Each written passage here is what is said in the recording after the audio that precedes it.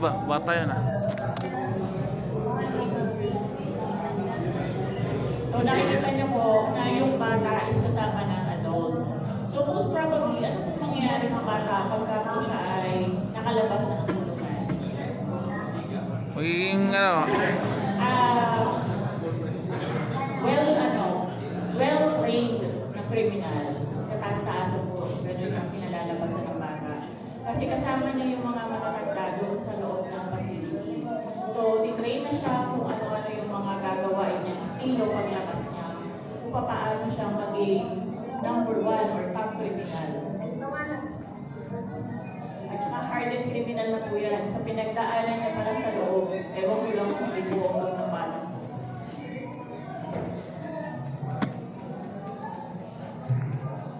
So sila po yung nagtatrabaho sa loob, ginagawang utusan, sa galitin ng CR, lahat na, even included dun sa palipasan ng oras. So, ito-torture yung bata, gagawing sex play sa loob ng kulungan. Siyempre, wala siyang kakayanan na depensahan yung sarili niya. So kaya po nagkaroon ng 59 inmates.